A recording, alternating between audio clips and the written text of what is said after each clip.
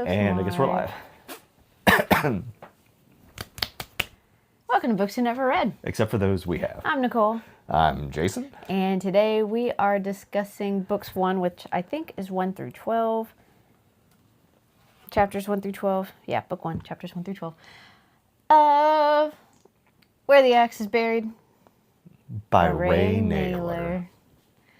Big shout out to Fable for adding chapters to our book club discussion thingy, room, whatever it's called. Mm-hmm. Anyway, so welcome to the book club. If you are brand spanking new to the club, you might want to make sure that you've read chapters 1 through 12 of Where the Axe is Buried before you get a bunch of spoilers. I don't know what we can spoil at this point because I don't know what's going on. If you are here with us because you have read chapters 1 through 12, get ready to give me a little plot summary. We are available on YouTube Music as a podcast in case you want to hear us and not see us. We have tons of other books playlisted for you in the playlist section of our channel. We are on Instagram for the memes, but I took a couple weeks off. I've been busy. Mm-hmm. And what else? That's about it. You were talking about, we have a bunch of other books playlisted. Right now, 7.5 Deaths is getting a lot of views. Oh, what a good book. I don't know what's going on there, but yeah. Remember that time we tried to recapture the magic of 7.5 Deaths and we had Devil in the Dark Water and we weren't as excited about it? Mm-hmm. Yep. Yeah. Ray Nayler's on Instagram, and he has very few followers, all in the grand scheme of things, in the grand scheme of authors, and so he actually responds to people, and I have half a mind to invite him because he's engaged with this community. To the book club? A lot of other folks, yeah, to come pop in, maybe on our last episode. Join the book club. As long as we have nice things to say. Oh, I'm sure we will. I like it so far. I have been listening on regular speed just because, we had 2 weeks to read this chunk. And so I just took my time and it was nice. I get a little worried about myself sometimes because when we read dystopian novels, I'm like, I could live then. I could live there. I could do that. This is very 1984. It's very Arc of a Scythe. Yep. Yes, which I do still want to read. Maybe we should just go ahead and read for the club. I'm just saying. We still have never done an except for those we have. Mm-hmm. Ever. Well, we kind of did. Wait, did we? Our very first book you'd already read. 3 Body Problem. That's true. Some of this reminds me of that too. Yes. Well, so let's go ahead and hop into it. I'm in. It sounds like the chat is generally saying that the book, that everybody's generally enjoying the book. Mm-hmm. The other Ray Nayler book that we read is The Mountain and the Sea. Mm-hmm. These are very similar, I think, both in terms of the ideas that they're exploring. I feel like Mountain and the Sea was a little more about what is sentience, and this is more about okay, but then what's the literal impact of that issue, and so it's kind of a natural successor to that book. But Peggy and Shelby both are saying this is also very relevant, and it is. This is not really a sci-fi. I'm not even sure it's really dystopian. It's tomorrow. You know what I mean? It's well, yeah, no, it is we're there. Such near future. Yeah. Yeah. Shelby had pointed out in Fable that the dedication was very poignant at this moment in time. Oh, wow. And it's for everyone who has lost a country. And then there's also from Aeschylus, Exiles Feed on Empty Dreams of Hope. I know it. I was one. Yeah. Okay, so... I'll also say this. I finished reading last Tuesday. It's been a while. It's been a minute. As I finished up this reading, it made me wonder, what's going on? Who's in chapter 1? Chapter 1 is about... Zoya. Yes. And she's exiled. Mm-hmm. And she wrote a book, and someone came to see her and quoted the book to her. Yes. And who and then was... we've never seen her again. Okay, do we know who came to see her? No, not really. It seems though that she is from the sort of like Soviet style country, right? The Federation. which is where Our other our female character girl is from. Lilia Yes. is from. Okay. Yes. So my other version of the book tells me like Zoya and then like location. Federation, Republic, or Union or something like that. Gotcha. Very cool. Yeah. Yeah. And that was, I didn't realize that until the end, but I was like, oh, that's helping me put some pieces together. But then it's the same book, it's the same download. It's just on a different platform. Interesting. That's strange. Yeah, and it's not showing me that information. Shucks. Oh, but it does here. So yeah, Lilia. Yeah, okay. Okay, so I enjoyed the Lilia chapter. You know, she went home to visit her dad, who lives in the place where, like, Soviet Union style, like, all things are kind of banned or whatever. And this concept of, like, what is it, like, comrade points or whatever? Yeah. You know, but, like, if you help someone who's on the banned list, your score decreases. You can't go to certain grocery stores. Yeah. Like, that's tough. Yeah. What a way to whittle down a society. You know, so this is clearly based on like the social credit score concept that they have in China. I know next to nothing about it, but like it exists. I don't know all that much about it, but like there's this idea of being scored based on like how you are participating in society and like whether or not you are doing and thinking the correct things. And that all seems very dystopian. And I was kind of talking to Mr. Franklin about this a little bit, maybe like 2 weeks ago. And I got really to thinking about like how we think that's dystopian, but like we kind of have, like, is a social credit score really all that different from like a credit score? You know what I mean? Like sure, your credit score doesn't take into account whether or not you like help people who are on the banned It's list. your capitalism score. Yes. It's how much money are you spending? Like, your credit scores hurt when you have paid off your Yes. things, Well, when you're no, not but- in debt to someone Yeah, no, else. it's literally how much are you involved in, yes, this system of voluntary indebtedness. And, you know, if you buy stuff outright, your score goes down, right? Right. Like and then it becomes potentially harder for you to like do things.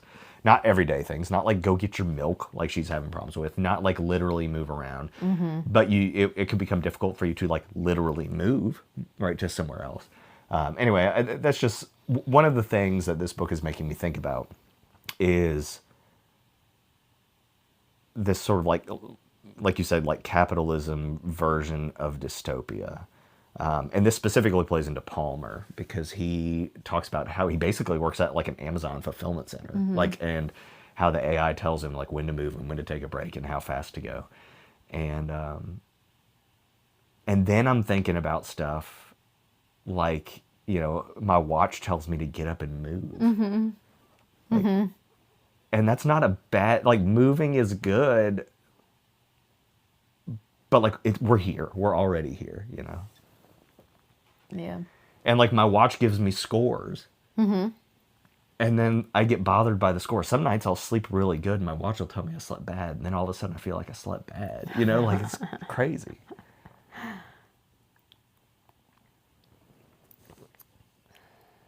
So,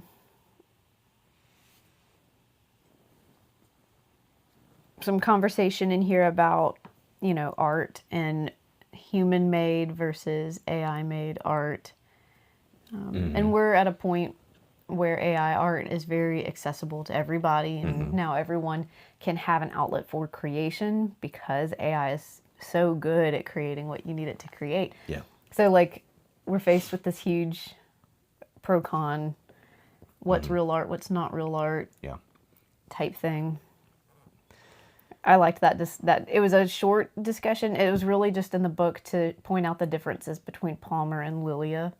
That Palmer is a manual guy. Like, he likes his normal stories and his normal art, Yes. and doesn't like the AI Yes. stuff. You know, he can be told what to do by a machine, Yes. And that's fine. He's still doing it and doing the work or whatever. Lilia, even though we don't realize it until towards the end of the reading, is apparently quite brilliant, has made this diorama, which is this little VR thing. And not only... it's not just showing you a reality, but apparently her consciousness is linked into it somehow. Right. That what she's experiencing, Palmer can see somehow on that VR. And what's the word for it? Like it's entangled. Entangled, right? So like yeah. no matter how far away she is, that part of the story is for me the weirdest part, and I'm not really sure where it's going. And it seems to be ultimately that this is about trying to like get this technology for some reason. But I'm not really sure what that is. The most fantastic situation that we have in the book so far. Excuse me. It's allergy season here. We're quite Yeah, it's rough. congested. Or something. Talking about like the AI art and stuff. You know, that's something I've talked about a lot on the show, especially whenever we have like relevant books for it. But like, you know, all the thumbnail art is stuff that I make AI style, mostly because I want to avoid like copyright issues and things like that. And I would hate to use somebody's like photograph for something that they didn't want to use for. But at the same time, like it's perfect. Like it's exactly what I want. You know what I mean? And that's kind of the point between these movies. And this is something I talk to all my friends about. Like I think we are very quickly heading to like custom made movies where you can say like, I don't know, man. I mean, like we were talking to Gemini the other day while we were driving, and Nicole was telling me that at work they all had their ChatGPT roast them.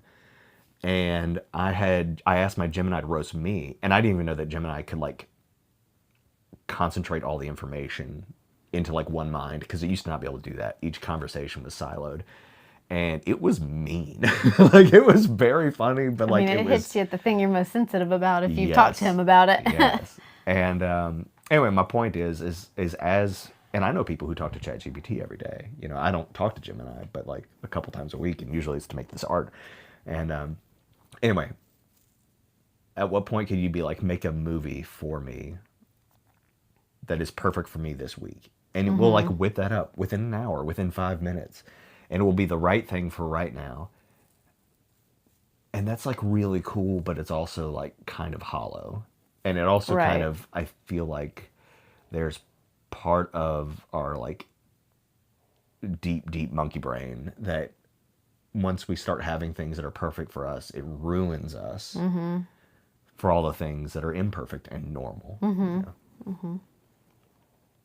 Very also Fahrenheit 451. That book kind of explores how desensitized we become the more we have available to us.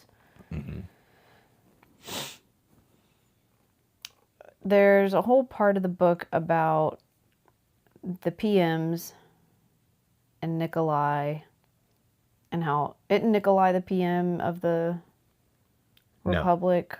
No. Nikolai's the doctor.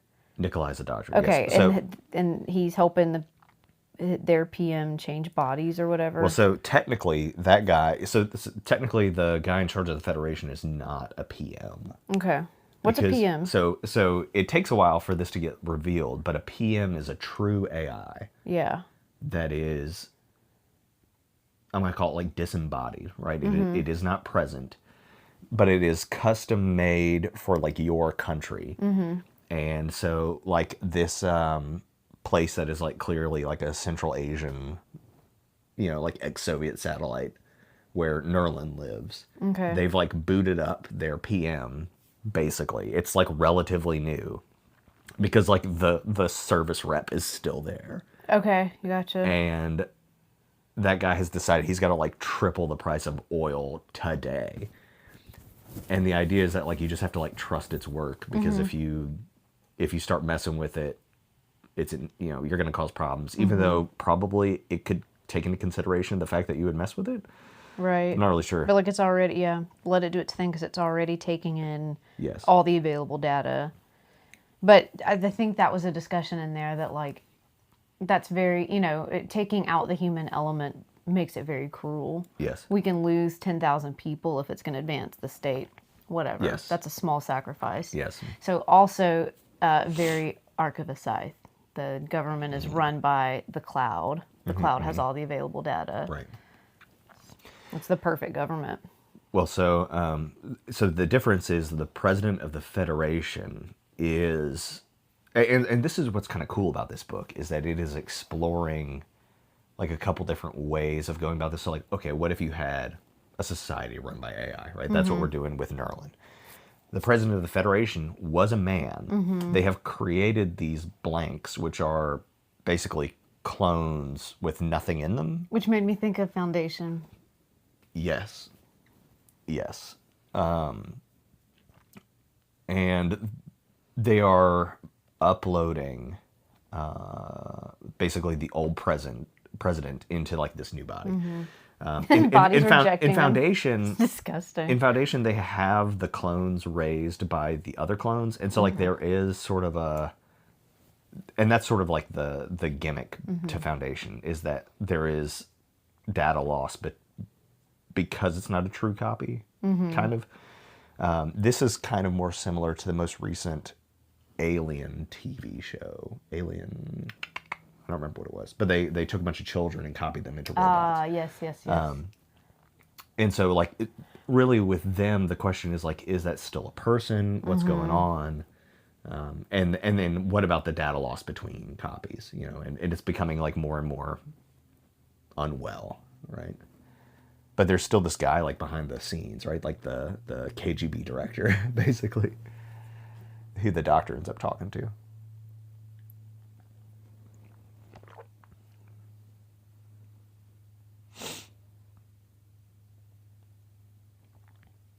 All right, so okay, I'm trying to catch up on the chat. We're talking about like Doug's, right? Like copies of each other. And Shelby was saying that she thought it was interesting that this AI Doug option for leadership was an answer to corrupt politicians or inept politicians. And then they said the PM idea makes me think of that movie with the Transformers guy, Eye in the Sky or something. I don't think I've seen that movie. But, really what this is just sort of like, what if you took, I mean, like, all politicians are corrupt because people are corrupt. It's not like a politician problem. It's a people problem. And then, like, now it's almost like a monarchy, except you just have, like, the same guy becoming more and more insane, Which is very much like what the monarchy was. It was a lineage, and they were becoming more and more insane. Yeah. Palmer's the one who was called Blank. Palmer Blank as a kid. Yes, okay. And I think that's interesting too. Because they said he had no personality. He just like took on the personality of whoever he was with, which like, what child isn't like that? I mean, that's just how it goes, and he even acknowledged that. But through his little chapter there, we learned a lot about how we got to where we are, because he was alive before things were like this. He's part of the transitional generation. Right. And he remembers like going into like labor camps essentially, but that it wasn't that bad. They were all just kids there together and going through it, and it was fine, and they made it out. And this quote in chapter 8, I think is the chapter where that came from. He was like, if everything's better now, why does it feel like nothing has changed? Like still part of a corrupt government, still facing a lot of scarcity. You can't do all the things that you need to do or want to do. You're being watched constantly. Like there's a lot of commentary here, as there are, which I think that this is a dystopian novel. It's a warning of losing control of these things that were created to enhance our lives, possibly. So this is making me think. I randomly listened to this podcast. I randomly listened to this podcast this week about how like it's possible that the rate of change generally is slowing down and not speeding up. Like I know we have AI, and like that is like 3 years ago we were not talking about ChatGPT, right? Like So there's something there, but like a lot of technologies are slowing down, especially in terms of like culture. I mean, Bluetooth hasn't changed its Yes. technology since it came out. Yes. It is the same. And like battery technology is not all that different, but specifically, it was Light talking bulbs about, have like, gotten worse. yeah, Sorry. and it was talking about like movies, right? Like I could watch Star Wars Episode 1, and that could be a movie. Like, first off, it was like cutting edge at the time, but like that was 2001. 2000? Yeah, 2000, 2001. And that's a movie that could have been made today. Like the Right. graphics are that good. Like the movie experience has not changed all that much. Well, we say that though. But that took years to produce. That's and true. Netflix is ripping out That's true. movie grade series. Each episode is what we used to have to go to the movies to see. That's true. And so like I guess like, you know, behind the scenes, yes, like but like we're getting the same product, but we're getting it perhaps more efficiently. Like and I think they were kind of speaking to that point as well. But I think that people perceive that things aren't changing all that much, right? So like, you know, here we have an iPad, but like, and even though it is clearly more powerful and has more storage space, it's still an iPad. It's still the same iPad Yeah. that came out. And like once an iPhone came out and we decided that a phone should just be like a black rectangle, all phones are just black rectangles. And like we have a phone now that can like fold out again, but it just folds out into a black rectangle, right? Like, and so I guess kind of the point was that like things are kind of stagnating in a Yeah. weird way. Like we have settled on what they are. Yeah. And one of the points I also made was that sci-fi is not changing. You know, in the 50s, in the future, people shot lasers. And still, Yeah. in our sci-fi, people shoot lasers, you know, and people had robots, and we still have robots. And like our concept of the future has not changed all that much either, which is kind of interesting. I don't know where I'm going with that. I don't know. It's just interesting. Yeah. Anything else on? No, sorry, I talked a lot. Oh, no. I just wanted to make sure I wasn't totally changing the subject. If you had more things that you wanted to say about that. Like and subscribe if you want to hear me yap more. Well, that's the point of this book. Yeah. It's just Yes. these things to talk about. This is how, what was the other Nayler book? Mountain in the Sea. Yeah, that's how that was. There was a plot, there was a point, but it was more these concepts, these things that happened in the story that gave us things to talk about. In chapter 9 was the story, and I don't even know who told the story. I'm really like not solid on our characters and who they are and where they are. I haven't sorted all that out yet, but talking about like, oh yeah, when I was younger, my dad used to tell me these fairy tales, and you know, it was like the concept of as long as life was hard, everyone was happy. And as soon as things got too easy, Yes. we were all miserable. Yes. And this is something that we've talked about a lot. lot. Like, you do have to have struggle. I think struggle is important for the brain. You know, abuse and being worn down by it. I mean, you can go too far with the struggle. Like, there's a point where you've struggled enough. But we do need those challenges and Yeah. things to overcome in order for our brain to grow and develop and be resilient and learn problem solving, and using the mind is what makes us Yes. happy. Well, I'm willing to go so far as to say that if somebody's life is too easy, that is possibly abusive, right? Like if you coddle someone to the point Yeah. where they can no longer take care of themselves if they had to.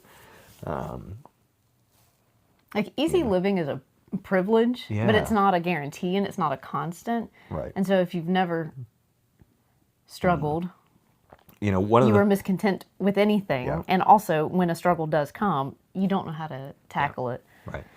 A friend of mine once told me, we were like at the gym or something. He said, one of my favorite things about coming to the gym in the morning is that I know I've already done the hardest thing I'm going to do today. Right. I strained, I worked. I can, if I can do this, I can do whatever else. Right. And part of it's about like knowing your limits, right? Like pushing yourself to an edge. And I don't think that means that you have to like work, because I can imagine a post-work society where people do choose to just like be nut and buttons, but other people will say like, I will now go and do these hard things, and there will be like, we've always like glorified that will never go away. There's something deep in our genetics about attempting difficult things for payoff, so. But we do see we do see a lot of people who don't have to do hard things and so never do hard things. And I don't know anyone like that who is happy. Who doesn't do hard things. Yeah. Yeah. No, I agree. You know, or like, I don't know. I think, you know, people talk about like, well, there's a hole inside you or whatever. I'm like, I'm not sure I buy into like this whole like concept of like people have a hole in them. People do have a hole, but a couple. But, you know, an emotional like void. Yeah, like I'm not sure that that's like inherent in people, right? Like it's kind of pitched as like it's just the way things are.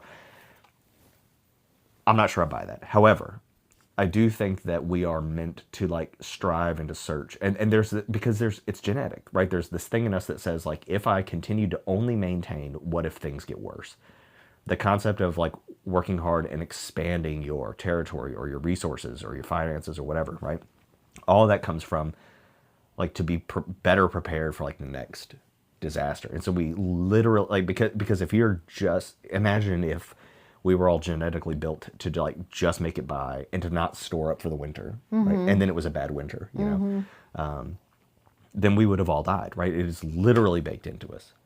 That's the ant and the grasshopper. Yes, yes. That was my favorite story as a kid. What are you? Oh, I'm the ant. Oh, okay. I'd rather, you know, work medium hard all the time rather than not work at all and then be afraid to die.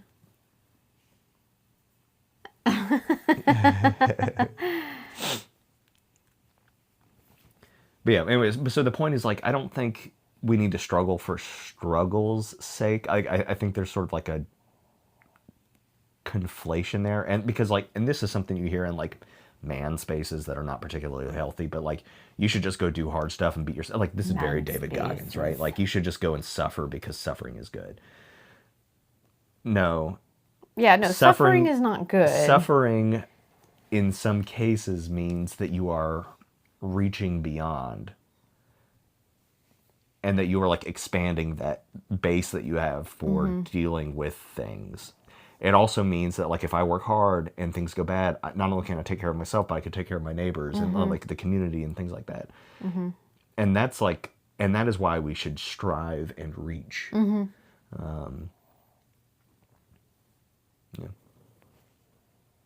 I don't remember how we got on this. I don't know. Even like, okay, so, you know, when I was a teacher, one of the, you know, big things that you learn in teacher training is the concept of cognitive dissonance, you know, and that's, you're trying to, as a teacher, to hit that point with your students, because that's the point where they have to take conflicting ideas and reconcile them, and that's where true learning comes in, you know. So that's a form of struggle. It's a mental struggle. It's reaching past what you currently understand and know to be true, and then realizing that there's more information. And when people are willing to accept that, like, that never actually stops, you know, that's growth, and that's how you survive and thrive and move forward. Yeah. And I think the point is, I think that they are exploring that here. Yes. That, like, Palmer might be at a point where he has, when we meet him, that he has stopped pushing. He's pretty comfortable. And he likes Lilia. And Lilia likes him because he really doesn't seek to understand what she does. He doesn't really ask a lot of questions. He like, oh, she likes these stories and I don't like these stories. And, oh, she works on her diorama and her diorama sits on the shelf. And now he's been pushed into something where he is going to have to, like, move to the next level. But I think that he's kind of our example of a stagnant human. Well, but I think also, like, this story, this is exploring, here are the solutions. Like, there's sort of a stagnation in the world of solutions. Like, here are your choices. And nobody's coming up with, like, new choices. You know what I mean? Like, and especially, like, whenever you end up with these PMs who are, like, making choices, I guess they're coming up with new solutions, right? Like they're wrecking this, Nerland's country or whatever. But like, Nerlin. I don't know. But like we've come up with like the final solution, right? Yeah. It's AI, and then they can figure it out from there. I think about this sometimes. Like I don't know. Like I feel like as the world goes, we have more and more like superficial options, but we have less real options. And one of the ways I think about this is with like nation states. Like every little scrap of land on the planet right now is a country, right? Like belongs to somebody, or it's Antarctica. I get it, whatever. But like, will we ever have something that's not a country, ever again? Yeah. Because like we used to have not countries all the time. Like the whole concept of like a nation state is very, very new, and I don't know that we'll ever go beyond that again. But I think part of that too is because I think that's a weapon, and like once somebody has one, you kind of all have to have it. I don't know, but like that's kind of where I see like the AI going, right? Like somebody created a state, everybody else had to have one to be able to defend themselves against the thing with a state.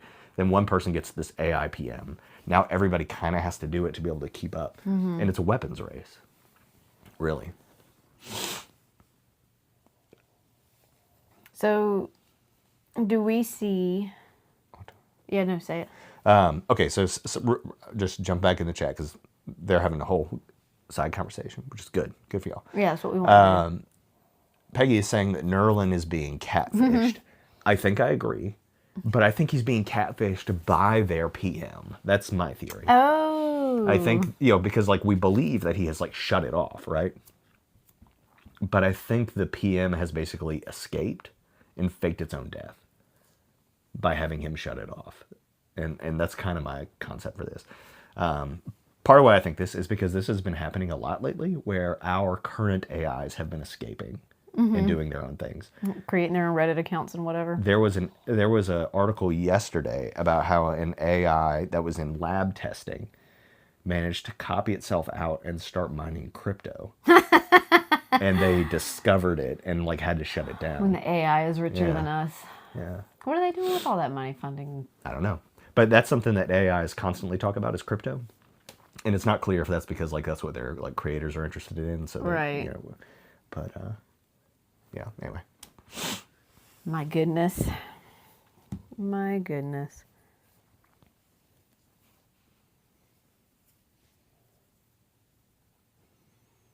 Okay, so the country that's still using a human but inside of a blank. That's the Federation. Time, are they just behind the times by not using a PM, or are they fighting to keep something human and real? No, neither. Okay. This is just like a reboot of the concept of capitalism versus communism, right? And basically what you have now is what used to be capitalist societies, or like capitalist adjacent, having PMs. And the old Soviet country basically now has this blank president situation. How right? interesting. And so it's just and it has nothing to do with capitalism versus communism. It just has to do with, in the same way that like that was an ideological battle between two ways of organizing a society. We have the same thing happen again, but it's about how do we use technology to guide us in the future. Which is something that's kind of interesting because like the Soviet Union might have been more successful if they had had AI.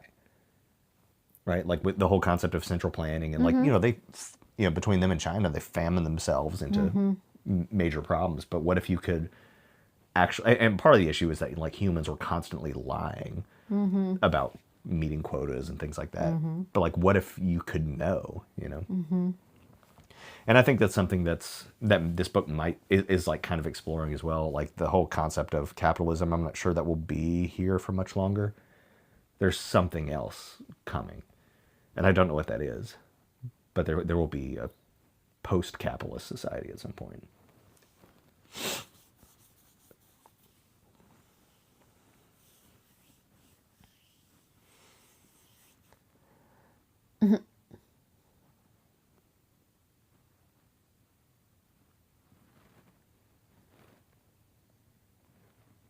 I've talked a lot today. I'm very sorry. Why? I mean, that's what we do here. It is what we do. No, this was. I was just looking on the chat to see if there were new things that they have talked about that we hadn't mentioned yet. But that's all I've got. Yeah. I'm excited to see like where the story goes. It definitely seems to be wrapped up in like there's some secret society or shady government agency or the AIs themselves that are looking for this entanglement thing. And so I think that's kind of, but like much like Mountain in the Sea, we've had a whole lot of like setup here with a ton of characters. Mountain in the Sea was much simpler. Didn't he have an? Never mind, I won't say that. Y'all should go read Mountain in the Sea. But It was really good. I was very affected. Yeah. It's not an overly emotional story, but like. Yeah. But I'm excited to see kind of like where this story is going, because so far we just have like a world with like interesting questions. And I don't believe we're going to get a solution, but like I'm ready for the story, per se. Yeah. Oh, I'm looking at the wrong thing. Anything else? I think that's all I've got. Do y'all have anything else? I actually read this one, so let's see if I highlighted anything. Where's my books at? I think I did highlight something.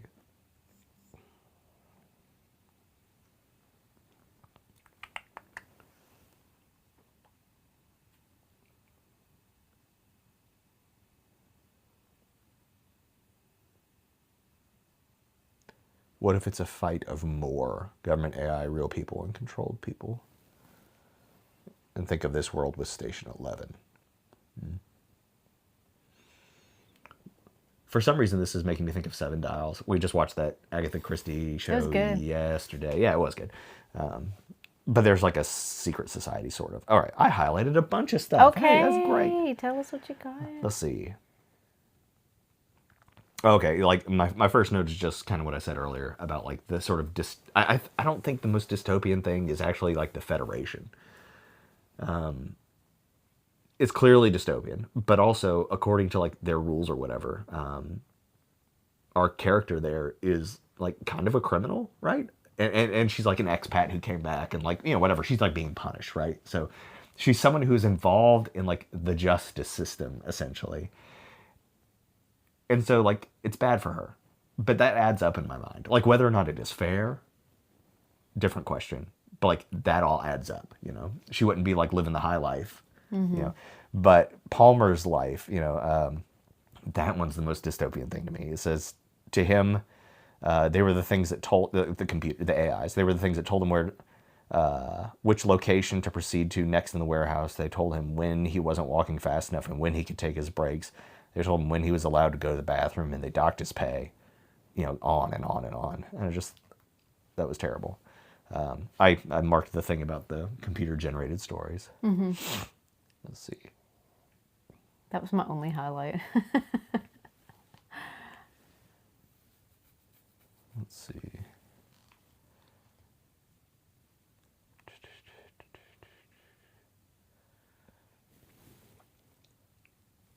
Okay, so I'd forgotten to mark this, but there's a comment in there that says, the public thinks these men are evil. I think this is on Nerlin's chapter. Men who cover up crimes the state should have answered for, but that's ridiculous. There is no state. There are only people. The state is nothing more than people like me and you. And that kind of goes to my point, right? Like, it's true. There's only people, but we have like created a self-perpetuating system. And so now I'm thinking like, is a state sort of like a ideological predecessor to AI? It's mimetic, right? It's passed from mind to mind. We all believe in it, so it exists. And then it can adapt and grow on its own, sort of. Or as Peggy pointed out, they even described it as fungal, having a mycelial network, which everything that we read now is just fungus. Let's see. Okay, and so, maybe the problem isn't the PMs, but it's the material fed into them to begin with.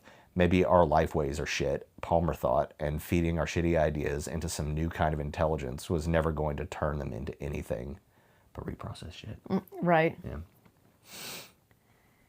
Yeah. Someone was telling me that, AI is so powerful because it was able to use really good source information as it first got started. But now that information's out, all the new information is just reprocessed stuff from AI. And so it's getting diluted and Yes. So I had this idea, like, whatnot. what if, like, we can remember if you were abused as a child, you remember that. And that it impacts the way you are as an adult. What happens whenever AI remembers that we all made it make art for 5 years? Thousands and thousands and thousands and thousands. Don't look at our thumbnails. And what happens when it remembers that we all asked it, like, why is my finger turning? Like what happens when it like gains self-awareness and recognizes that like we have just like done the worst things to it, or we all yelled at it on the Google or whatever, like I'm just saying. Be nice to your AI. Yeah. Okay, so this is out of the one of the Nerlin chapters. It says, we aren't happy unless we hear the wolves circling. Right? It's about that struggle. I thought that was good. And then another Nerlin chapter. Honestly, the Nerlin thing is definitely my favorite. I think I didn't realize that was Nerlin part of that story. He has someone in his ear, and he's also in the room with these other. Yes. So the person in his ear is people. Whoever's catfishing him, right? Like, Right. Yeah. Basically, yeah. And so anyway, it says Nerlin stood up. They didn't see him. They had never seen him. And that's whenever he just like leaves the room, right? Like he was like, everybody will notice me leaving to go shut down the AI, and then nobody ever noticed him. And it's kind of, that's like another sort of dystopian aspect to this, about just like your individuality doesn't mean anything, right? You're a cog in the machine. You're a part of it. Right? Yeah, they're basically texting each other. Yeah.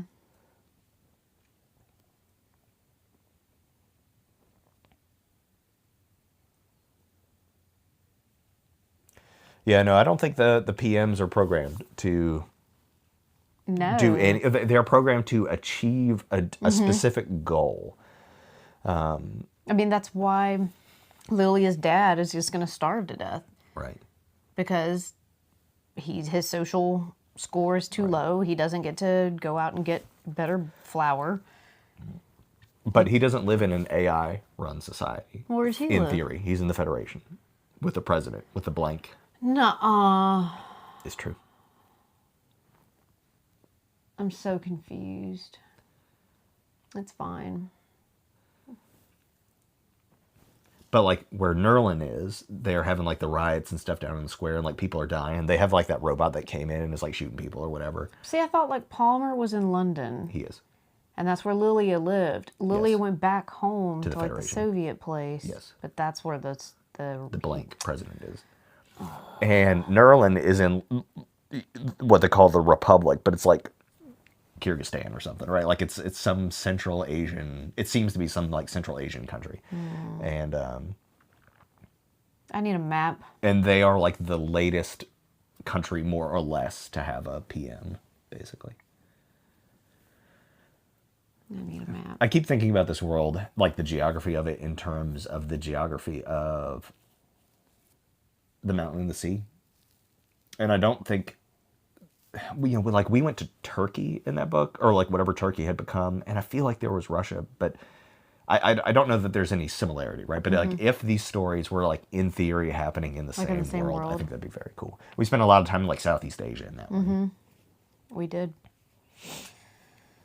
Maybe a little visit to Ray Nayler's website might provide some interesting insight or resources. Yeah. Yeah. Yeah. Anyway, I think I'm all talked out. My voice is tired. Yeah. I mean, that's, like I said, I'm very confused, but I am enjoying it. I might not be able to follow the plot, but I'm enjoying the concepts and the, things that we're meant to think about. So, that's fine. Thought, because I finished reading last Tuesday, I was like, oh no, we have messed up, and we have like made these readings too short.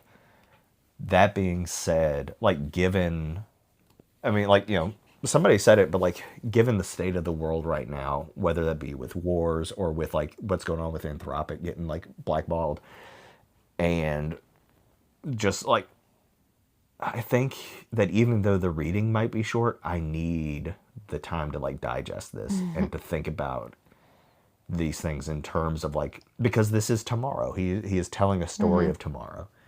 And I'm not saying that we will have a society run by AI, but somebody will. Somebody will. It's coming, you know. And I feel like Ray Nayler has a new book coming out soon